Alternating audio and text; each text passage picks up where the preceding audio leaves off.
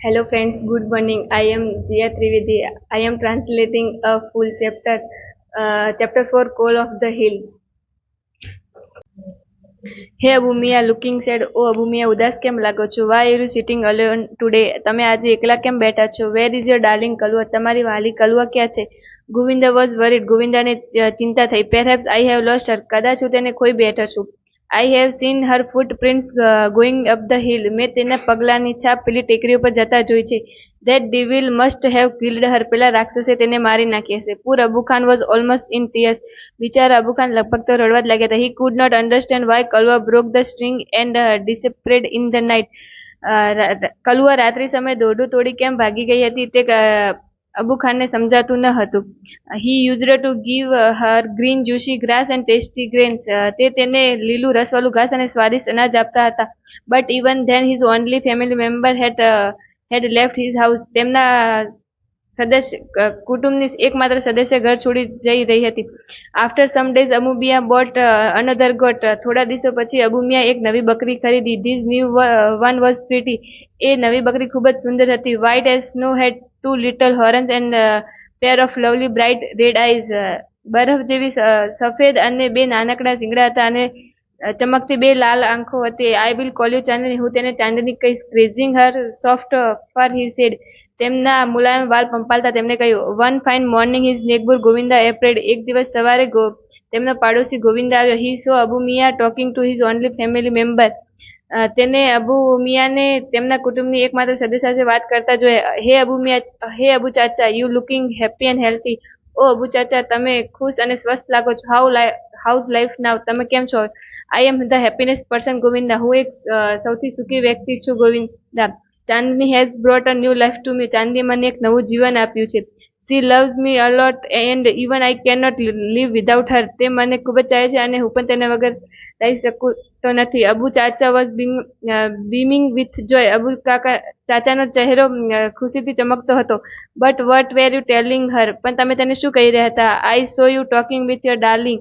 મેં તમારી વાલી બકરી સાથે વાત કરતા જોયા. Oh yes, I so telling her the story of Kalwa sad and at the blood thirsty death of the devil on the hill.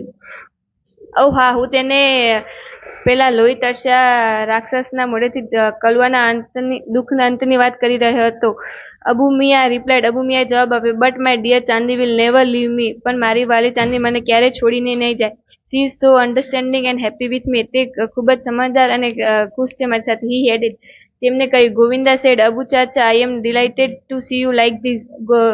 ગોવિંદે કહ્યું. અબુ ચાચા, હું તમને ખુશ જોઈ ખૂબ જ ખુશ છું. I am sure Chandni will accompany you till your last breath. મને વિશ્વાસ છે કે ચાંદની તમારા છેલ્લા શ્વાસ સુધી તમારો સાથ આપશે.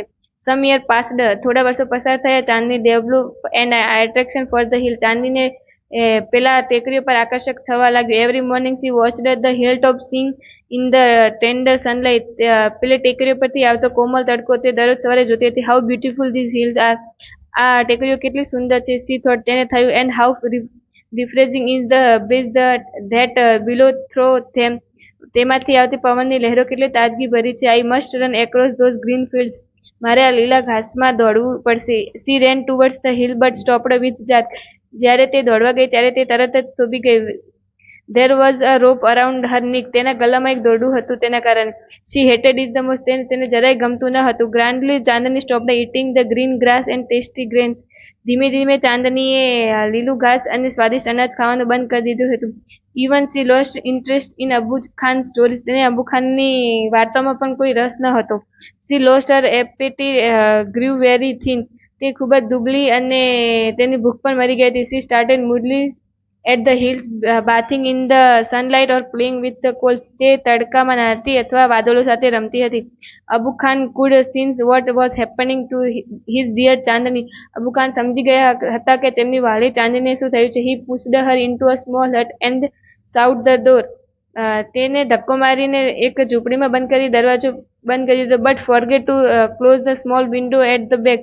પણ તે નાની બારી બંધ કરવાનું ભૂલી ગયા હતા. The same night Chandni made the window her passage for freedom. એ રાત્રિએ ચાંદનીએ બારીને પોતાના મુક્તિનો માર્ગ બનાવ્યો. When Chandni reached the hill top the big yellow sun was rising in the horizon. જ્યારે તે ટેકરી પર પહોંચી ત્યારે મોટો પોલો સૂર્ય ઉગી રહ્યો હતો. She was overflowing with joy and wonder. તે આનંદ અને વિસ્મયથી છલકાતી હતી. The green grass under her feet become golden and yellow. તેના પગના નીચેનું લીલું ઘાસ પીળું ચમકતું થઈ ગયું હતું. The wind sang an endless song of welcome. પવન પણ એક અલગ આનંદ સ્વાગત ગીત ગાઈ રહ્યું તેવું લાગી રહ્યું હતું. Chandni felt as if she were meeting her mother after years of separation. ચાંદનીને એવું લાગી રહ્યું હતું કે વર્ષોથી વિખૂટી પડેલી તેની માતાને મળી રહ્યો. How different all of this was from Abu Khan's prison house. Abu ખાનના જેલ જેવા ઘરથી આ કેટલું બધું અલગ છે. That day she jumped and played and ate aloud all around. તે દિવસે તે ખૂબ કૂદી અને લીલું ઘાસ ખાધું. She was on the top of the world. તે દિવસ તે ખૂબ જ યાદગાર હતો. It was the happiness day in ચાંદીલા. તે દિવસ ચાંદીના જીવનનો ખૂબ સારો દિવસ હતો. The sun disappeared behind the hills. સૂર્ય ટેકરીઓને પાછળ સંતાઈ ગયો. Soon the darkness covered the grass the flowers and the tree. ધીમે ધીમે વૃક્ષો ફૂલો અને ઘાસ પર અંધકાર છવાઈ ગયું. The wind stopped blowing.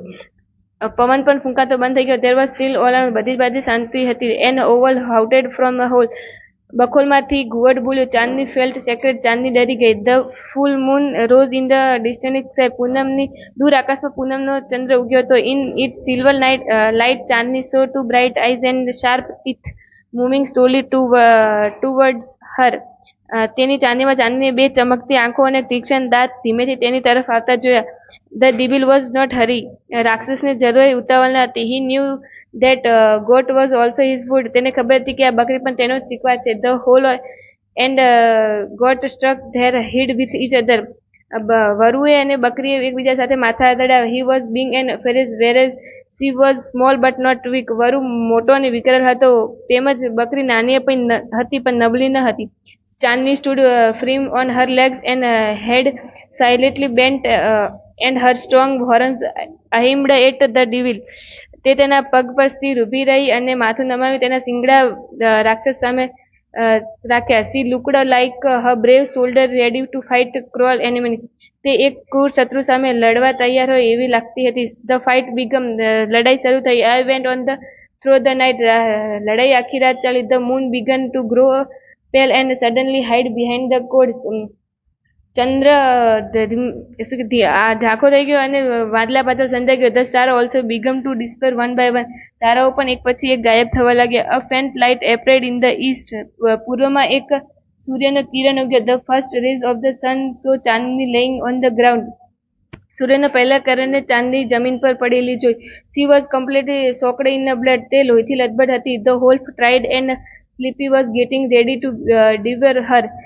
વરુ થાકેલો અને નીંદથી ઘેરાયેલો તેને ખાવા માટે તૈયાર હતો. A flock of birds sitting on tree was debating the result of the fight. એક વૃક્ષ પર બેઠેલા બધા પક્ષીઓ આ લડાઈના પરિણામ વિશે ચર્ચા કરી રહ્યા હતા. So who is the winner asked small one. તો કોણ વિજેતા છે? એક નાના પક્ષીએ કહ્યું. The wolf of course most of the others declared together. વરુ વિજેતા છે. મોટા ભાગના બધા પક્ષીએ એવું કીધું. No said a wise old bird. ના, એક વૃદ્ધ પક્ષીએ કીધું. ચાંદની ઇઝ વિનર. ચાંદની વિજેતા છે. આઈ હેવ નેવર સીન સચ અ બ્રેવ ફ્રીડમ ફાઇટર. મેં આજ સુધી ક્યારેય આવી સ્વતંત્ર સેનાને ક્યારેય જોઈ નથી.